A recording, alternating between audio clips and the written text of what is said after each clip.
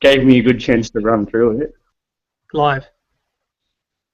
Welcome to the JYBW podcast. Here we are in the week leading up to the Austrian Grand Prix, the 8th round of the 2015 Formula One World Championship, but there's much more to discuss. My name is Bayden Westerweller, and I'm joined by Jawad Yakub. How are you, Jawad? I'm very well, thank you, Bayden. How are you today? I'm very well, very glad to be here, and hopefully there's lots to discuss.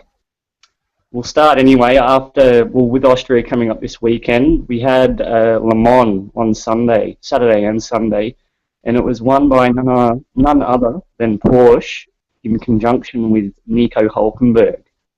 And this is a huge moment, really. He's come across from Force India, and he's taken out the most prestigious motoring event on the calendar at his first attempt, and one has to wonder where this puts him instead for a future Formula One berth. What do you think, Jordan? Oh, well, first of all, congratulations to Hulkenberg and, of course, the Porsche organisation for their Le Mans victory. It's been, something like more than 20 years since they've actually won there in the outright. So congratulations to them, first of all. But coming back to where it puts him in terms of getting a future F1 seat, it's hard to believe for this long he's been overlooked by some of the teams like Ferrari or a McLaren, even Mercedes. It's hard to believe that that's the case, and he's still stuck in the midfield, fighting out with the likes of the Saubers and Toro Rossos. Well, yeah, you would have to think on that basis, if he achieves something this monumental, if this doesn't attract the attention of the Ferraris, the McLarens, even the Williams, then you would really have to wonder what will, because this is really the pinnacle of motorsport outside of F1 naturally. But he's done more than enough here, and he's done all he can in a midfield car in a Force India. So one has to ask the question, I guess, if this doesn't lead to a better seat, then I don't know what will. Yeah, well, you've got to consider as well how competitive the driver market is at the moment. Now, I touch on this in a piece that I wrote this week, which I'll put the link in the description for you guys to have a look at. And I touch on that, you've got young guys like Max Verstappen, for example, who are showing that they have what it takes to drive for a top team. Maybe not yet, but in a couple of years' time. But then you've also got the established podium sitters and race winners in the likes of Daniel Ricciardo, Valtteri Bottas, Roman Grosjean, and even Sergio Perez, for example, who, because of those results in F1, they look a bit more attractive to the big teams. And that's where, Hulkenberg, unfortunately, may be left behind because he doesn't have those results in Formula One. His best result, I think, to date is, a fourth place finish, which he's achieved on maybe 2 or 3 occasions. Whereas if you look at his current teammate, Sergio Perez, he's already achieved multiple podiums with Sauber, and then, of course, that podium last year at the Bahrain Grand Prix with Force India. So it's a mixture of... Yeah. On this basis, it's actually his first podium he achieved on Sunday since his pre-F1 days. It's been a long time between drinks in that respect, so you can't hold that against him, but even so, it's a sign to these other drivers there who are maybe in a similar boat. They've had podiums that Hulkenberg hasn't in F1, what they would get out of crossing over to the great race and see whether that leads them into a better situation.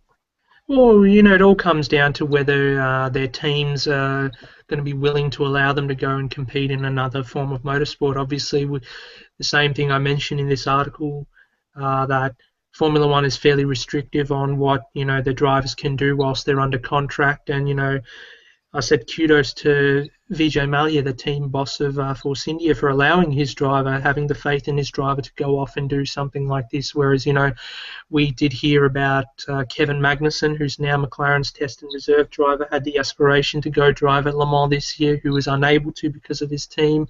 Same with Fernando Alonso as well, who's currently driving for McLaren. He wanted to possibly go off and do a Le Mans gig, but was unable to. So it depends on more or less the teams and the contracts, if they allow the drivers to go off and compete in other forms of motorsports. I think this perhaps has its roots in the Robert Kubica incident in 2011. You'd have to think on that basis. A lot of teams are understandably from this respect not really that keen on the thought of putting someone in a sports car and seeing them have a nasty impact which rules them out for an indefinite period. Oh, definitely. I mean, obviously, a Formula One contract is worth very lucrative, worth a lot of money. So, and sponsors and whatnot as well. So, anything happens to one of these drivers if they're not, in a Formula One car, it can jeopardize all these aspects. But then again, from a racing perspective, from a perspective of someone who enjoys racing, and I'm sure others can share this sentiment as well. We want to see the guys racing no matter what. If it has wheels, let them race. Absolutely, they're born racers. I think if they want to take the risk, there should be some sort of mutual understanding between employee and employer that they will inherit that and obviously whatever comes from it. But as we've seen with Hulkenberg, the gamble paid off and he's a Le Mans winner. Exactly, and that's something that no one's going to be able to take away from him now, even if, and it is, I hope that this is not the case for him, but even if he doesn't find success in Formula One, he has another avenue that he can fall back on and perhaps find more success in the World Endurance Championship, for example. I'm sure Porsche will have his name on their list for the future if they decide to expand to a 3-car operation, or if a seat becomes available. So definitely, that's if one door closes, another one opens. Yes, well, next season, if he doesn't find that promotion to one of the real front-running teams, you could blame him for making the defection full-time to the World Endurance Championship. He's had 5 years plying his trade now at the midfield teams, so if this creates a career swap and he enjoys the success he displayed on the weekend, then yeah, credit to him. He can't hang around forever, but anyway, moving on from this specifically, it'd be remiss not to acknowledge Porsche's contribution on the weekend, coming first and second, their second year back in the series. This is a monumental achievement, and really, to take the baton from Audi, they're now well set up for long-term domination. Yeah, definitely. I mean, Dr. Wolfgang Ulrich, who's been a long time head of the Audi Motorsport program, he was humble in defeat when it came to seeing his rivals at Porsche win. But then again, they're under that, they're still part of that big VW Audi group family. So either way, it was a victory for them. And we leading up to the race, we discussed how Audi would be the one who is going to be the favourite because of their reliability.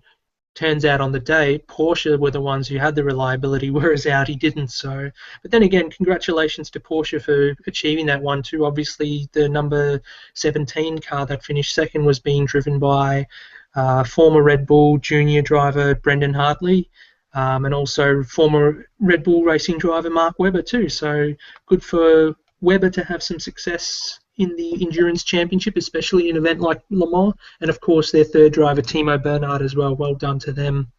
Well, it must be said, they were very much in the reckoning for victory outright themselves until this penalty, which they incurred midway through proceedings. So who knows, maybe it could have been a reversal of the Porsches if things had gone a little bit differently. Yeah, for sure. And again, the 24-hour race put on a spectacular show across all the different classes. Let's not just forget about LMP2, also the GTE categories, AM and Pro. Every facet of the race was enjoyable, and I think it's just a completely different ballpark to Grand Prix racing, and it has a different level of enjoyment for sure. So.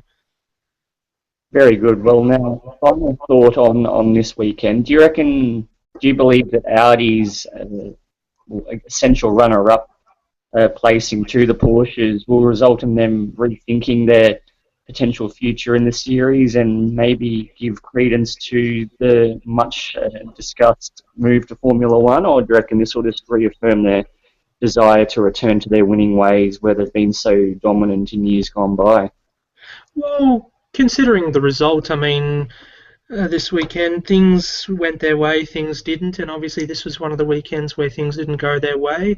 Audi is still probably one of the most dominant forces in sports car racing, and depending on whether they have aspirations or not of entering Formula One in the future. I think this World Endurance Championship this year is still not over, and if you take a look at last year, for example, Toyota won the championship whilst Audi were the ones who claimed victory at Le Mans. So whilst Porsche have this victory here at Le Mans, perhaps in the long term we might see Audi take out the glory this year. Remember, in the 6-hour races, the number 7 car has been quite good. So now, because there's there's a bit of a gap between now and the 6 hours of Nürburgring, I'm pretty sure Audi will go back to base and have a long think about what happened.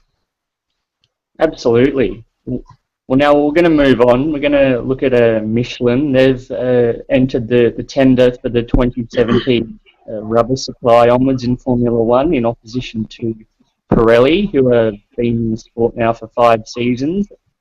There's this discussion with Michelin's return being contingent on an upgrade to 18-inch rims, and Bernie Ecclestone's been a notable critic of this proposition, yet they've still put their hand up to provide the tyres. What do you make of this? Well, of course, Bernie would be in opposition because, of course, he was the one who lobbied for the Pirelli tyres in the first place. I recall an interview that he did with James Allen back in 2011, the first year that the Pirelli tyres was introduced, and he said that when he went to Pirelli for the first time, he asked them, is it possible for you to make a tyre that won't last half of the race, but a quarter of the race, or even a third of the race? So, and that's what we've seen during Pirelli's tenure. We've seen them have tyres that, it's very hard to push them to the limit or drive on the limit. A big criticism of the tyres this year as well has been the fact that you can't drive the car at 100% because of the limitation of the tyres. So if, the direction of where the sport wants to go in the future is to be able to push to the absolute limit, then perhaps Michelin could be the ones to come up with a compound to do that. Well, it must be said that in their previous tenure in the sport, going back almost a decade now, they had their moments of controversy, not least Indygate. Yet despite this, they really did have quite a great rapport with several of the teams. So I think there would be quite a few that would be happy to see them return. Yeah, definitely. And I think Michelin as well, at the moment, they are set to return to MotoGP as well. So Michelin are getting their big name motorsports exposure back now if they're going to get back into F1, and then they'll also have MotoGP coming on board as well soon. It's going to be good for them as a brand, of course. So this will be one to see out for sure. I think this weekend we might hear some more stories unfold regarding Michelin, and we'll look forward to hearing more. Well, whatever the outcome on this front, it's encouraging to see another manufacturer put their hand up for Formula One in the face of all of these discussions of Formula One's losing its mojo. Clearly, it's still got its attractions for an esteemed company such as Michelin to want to provide their rubber. So I don't know when we'll get an outcome here, but still, Pirelli, if they remain, good luck to them in the future, continuing along this current trajectory with the criticisms that they've received, whether they'll introduce anything. Of course, this notion of introducing multiple, I don't know what the word you could use to describe it, there's going to be tyres within tyres. They're going to have 3 levels for each compound. Whether this will solve any of the issues currently being put forward to the series, who knows? Well, then again, Pirelli can make any tyre you want. I think it's not a problem with Pirelli. It's the fact that, the way that they've been told to make the tyres is the problem. I mean, Pirelli can make a tyre that lasts the entire race, okay? They can make the best tyre in the world. I'm sure they have the capability to do that. But because of what the commercial rights holder has and the strategy group and whatnot, all these different parties, what they want, Pirelli are only going to do what they're being told to do. So I think it comes down to, what the sport, what they collaboratively decide that they want to do. That's what they're going to do. Well, 4 points to them for obviously complying with Bernie's wishes in the first place, and then when proceedings became as drastic as they did following that infamous afternoon at Silverstone in 2013.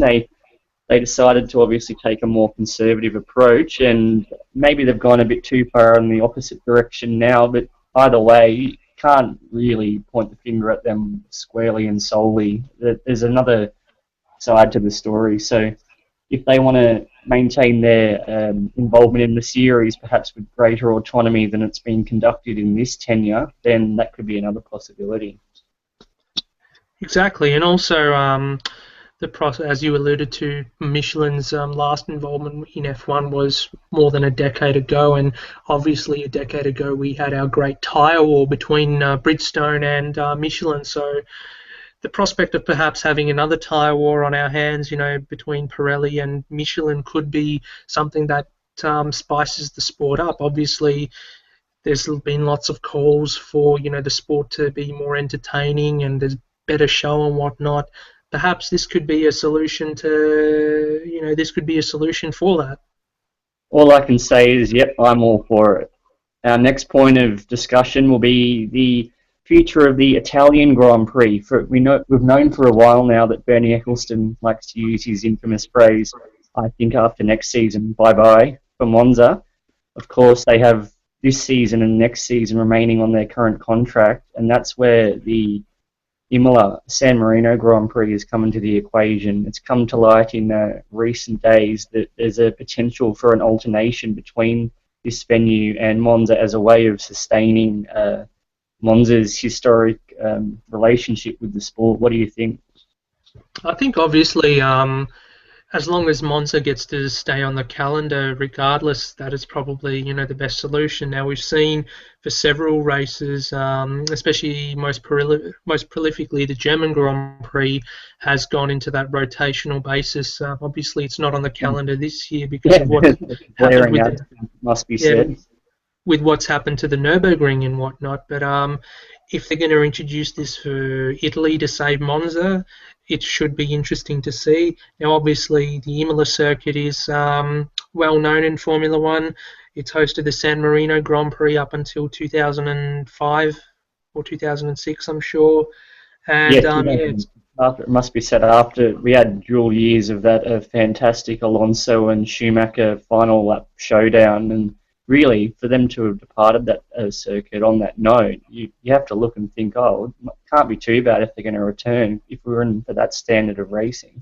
Yeah, it is a circuit with a lot of history, of course. It's not a new circuit that the sport is introducing, and it's good, to go back to these old sort of circuits. But, on the topic of European races, it is very sad to see, obviously, that not more is being done by the commercial rights holder to help out these circuits that are in need. I mean, the problem that Bernie Ecclestone and his lot seem to say is that it's to do with the attendances, and then when you talk to the event organisers and also the drivers, they say that ticket prices, I think Sebastian Vettel has been one advocate for this, he said that ticket prices are too high at certain events. So the bottom line is the sole remit of the CVC group, which administers the sport essentially, from this commercial perspective, their sole remit is to make money, regardless of the cost this might have on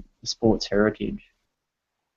Exactly, and you got to think as well that perhaps they might need to rethink that approach, that perhaps heritage is also something that needs to come into the equation. Now, I know for many years there's been people advocating the return of classic European races such as Mani Course, for example, the French Grand Prix, and obviously the whole to save Monza as well.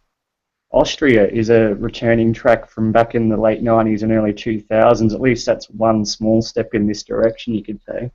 And what they've done with Austria as well, too, it's fantastic. Attendance last year was sold out. Record numbers is what the figures we got, and I think you got to credit Red Bull, the Red Bull organisation, for that as well, for investing in reviving that particular venue. So perhaps maybe an organisation such as Red Bull or someone else could invest in perhaps reviving one of these circuits.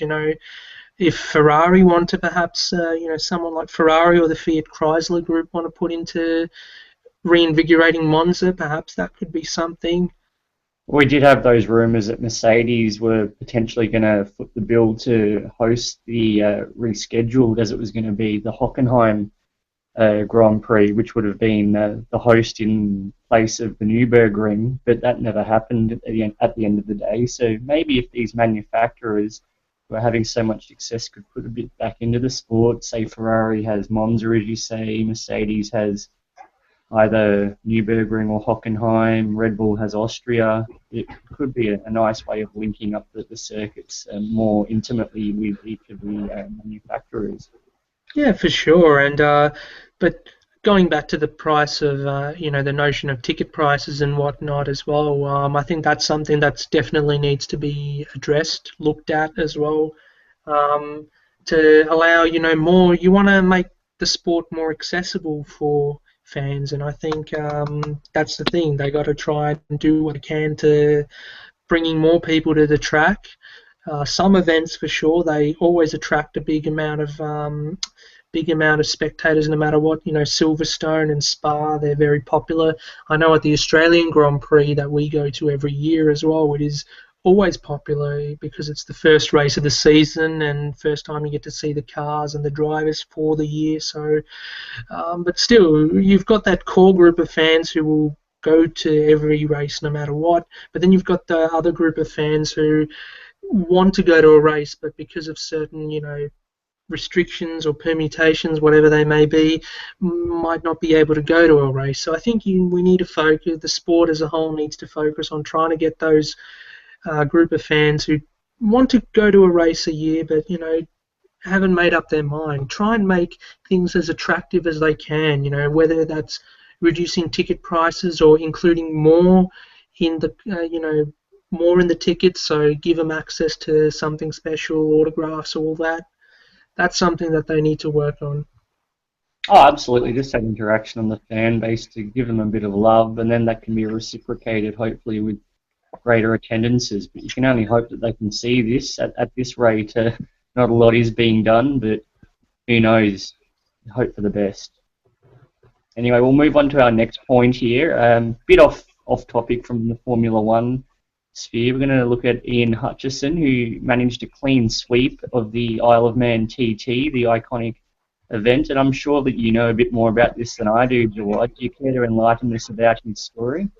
Yes. So this was a little piece I wrote again this week, which I will put the link in the description for everyone to have a look at. And Ian Hutchinson, of course, very famous rider at the Isle of Man TT for many years. In 2010, he had an accident 3 months after he clean swept the TT, won all 5 races that year.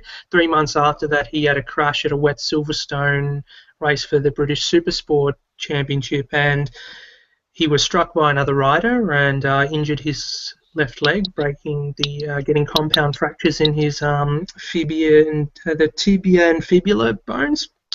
And what happened basically after that was, the surgeons gave him an ultimatum saying that this is probably where you lose your leg. But, through perseverance and whatnot, he was able to keep the leg, and it's been a long road to recovery, but he made his first appearance at the TT this year in 2015, and he won 3 races, 3 of the 5 races that he contested, and that's just an incredible comeback story for sure, considering, being told by the doctors, being told by his surgeons 5 years ago that you're going to lose your leg, you're never going to race again, and then 5 years later, after 30 operations as well or whatnot, he had come back and win on the mountain. So that's 11 wins in total he has now, equaling the Dunlop dynasty's Michael Dunlop, who still races today as well. So good on Hutchie for doing that. Yeah, well done to him. He's a real inspiration to not just the motorsport industry, but I guess society as a whole. That's a steep road to climb, and he's pulled that off a clean sweep. It's very moving, I guess you could say. When you're passionate about something, when you're passionate about something, as passionate as he is about what he does, I'm sure you'll do whatever you can at whatever cost to get back into it. So I think that's the real thing that we need to look at and appreciate and admire him for that. So I'll link the article for everyone to have a look at, and that's all I can say. That. Now, anyway, we're going to move on to our final point before we get to the main topic for today's podcast. It's the much vaunted Formula 1 2015, the debut for the next generation console gaming. It's due for release now on the 10th of July, having been delayed initially from the 12th of June, and there's been very little to glean on a visual front from this game, let alone in words. There's just not been a lot to make of it until perhaps the release itself. We had a little bit of information come through earlier today from German sources outlining the game. It's not much to run on, you could say. Do you have any thoughts on this? Well, yes, of course, they've been quite mum on the information regarding the game, which is a little bit, I wouldn't say concerning, but it is a bit, I don't even know if I could say it's frustrating, but it's just from someone who plays, who's into these games and whatnot, it is a bit, sad not to see more information considering we are less than a month away from its release. Definitely because this week was the E3 Expo in America, one of the biggest gaming expos in the world, where developers come and release their new games and whatnot.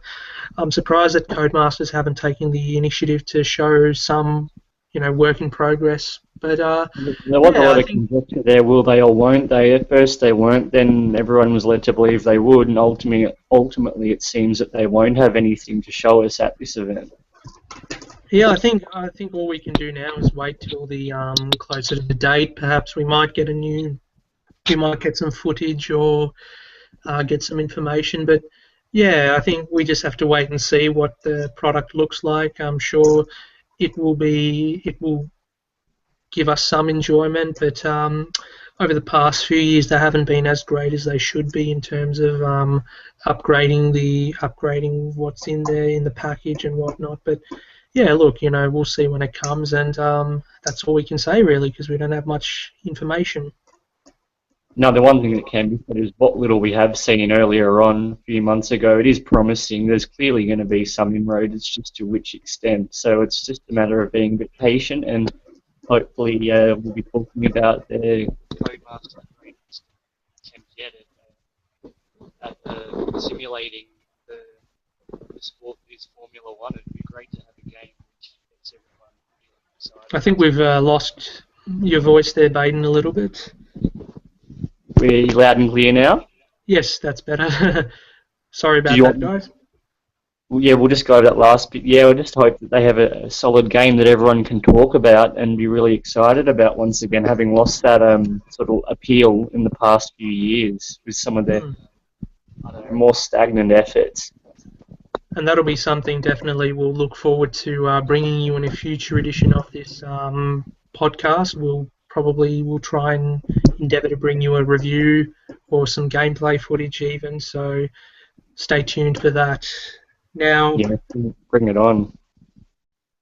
Alright, then we're going to move on anyway to our centrepiece for today's podcast. It's of course the Austrian Grand Prix, not the Australian Grand Prix. It's the 8th round. I think we've lost your voice there again a little bit, sorry. You got me now? Yes, that's a bit better. Yeah, we've got the Austrian Grand Prix this weekend. It's the 8th round of the season, and Mercedes obviously are looking to continue their superiority. Have we got you there? Yes. Can you hear me now? It must keep cutting out. Yeah, no, the audio keeps dropping back a little bit, so... How about now? Yes, that's better. Sorry for the interruption. This is obviously our first attempt, so nothing's going to go smoothly, but we're trying. So, yes, obviously you said Mercedes are going to be the favourites heading in, and some of the pointers that I've got down here, Lewis Hamilton will be the favourite considering the form he is in at the moment, leading the championship, of course. But if we take a look back 12 months ago, this was probably one of the weaker races for Lewis Hamilton because he had the problems during qualifying, of course. During Q3, he had that spin where he conceded pole, and it was the first time that a non-Mercedes car, or the last time that a non-Mercedes AMG car was on pole, and that was Felipe Massa for Williams. So that was a good day for Williams during qualifying. And then during the race, because Hamilton obviously starting from 10th, we saw Nico Rosberg take the honours that day. So obviously Rosberg will have that on his mind coming into this race, that he won there last year, but I think at the same time you will probably discount that, and considering the form that Hamilton is in at the moment, you will say that he is easily the favourite.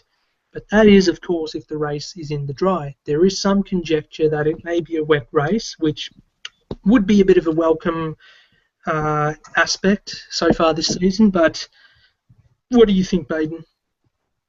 I think it's going to be status quo, to be honest. Mercedes, until they prove otherwise, they're going to be the ones, the trendsetters. Williams, of course, are buoyed by the third place showing to Valtteri Bottas at Canada. Whether they can really represent this in a more material form, I guess you could say he was lucky with Kimi Raikkonen's spin there to glean that podium. But on the basis of last year, there's nothing to suggest they mightn't be giving Ferrari a real run for their money this weekend. Well, of course, this was the last year. This was the first. The Austrian Grand Prix was the first occasion that Valtteri Bottas finished on the podium. It was his first podium finish. So perhaps Williams could be in contention there, but I still firmly believe that it will be Ferrari that'll be the number 2 team this weekend. Last time out in Canada, obviously Vettel had the problems in qualifying.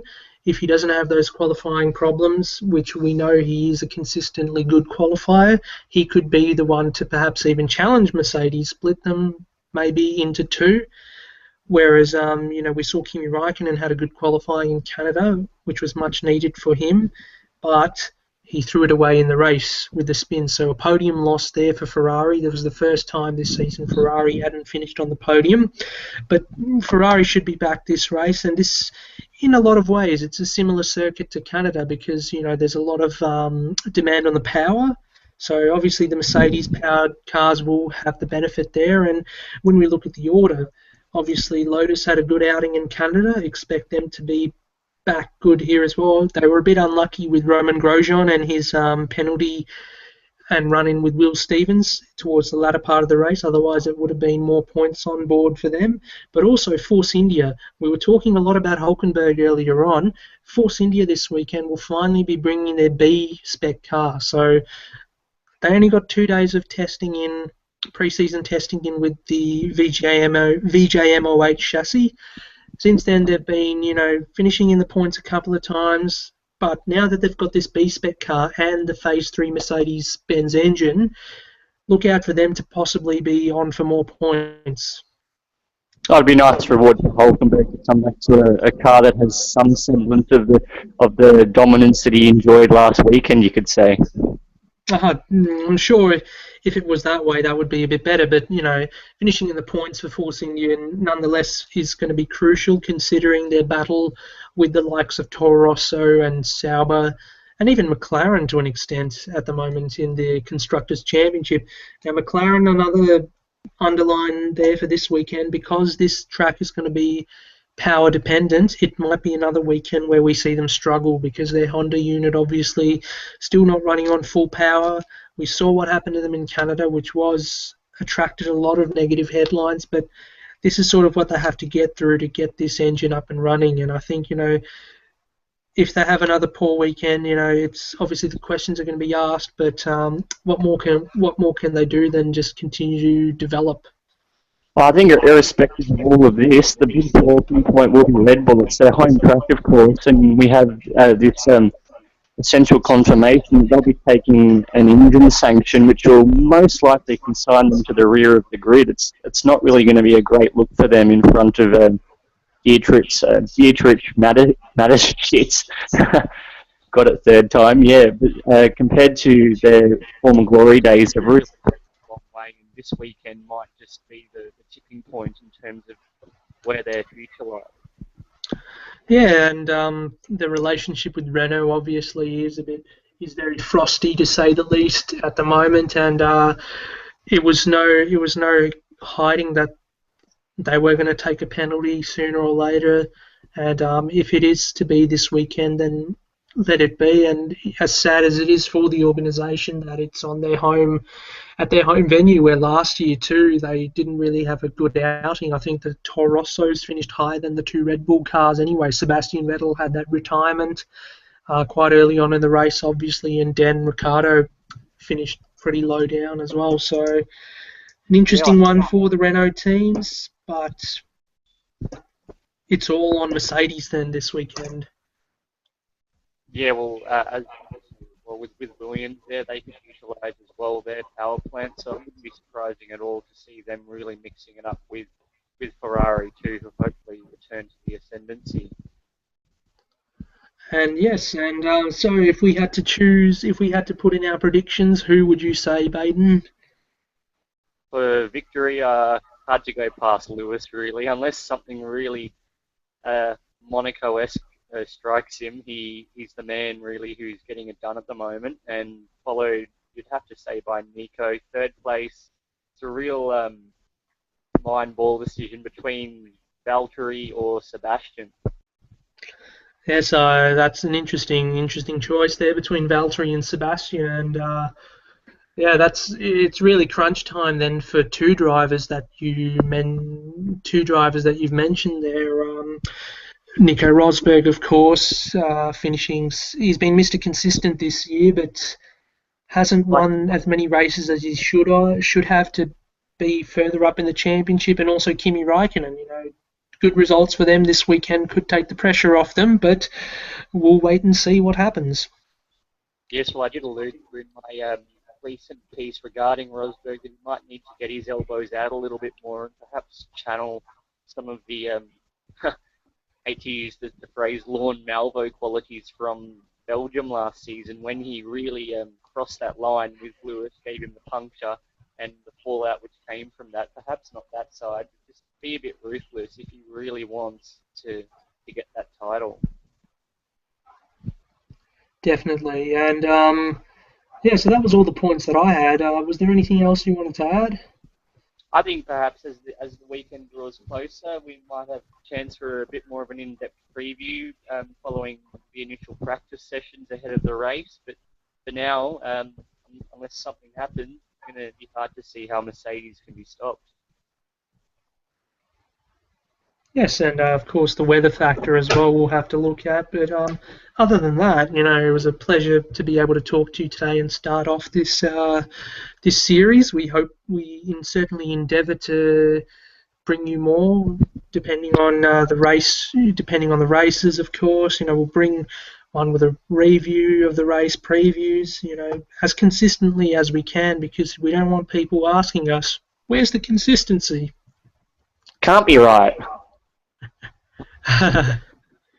Yes, well, every event which comes up throughout the season, whether it's been the Just Past Le Mans, Bathurst 1000, obviously from next year Indy, all these special events, we hope to give a mention where they wouldn't be found in the mainstream motorsport press, especially here in Australia. Yes, for sure, and yes, I think that's pretty much wraps it up for today then. Anything else you would like to say? No, pleasure to be here. Great discussing all of this, and hope to be back shortly with a lot more to discuss. Yes, and thank you very much. We hope to bring you more, and on behalf of myself and Bayden, until next time, bye for now.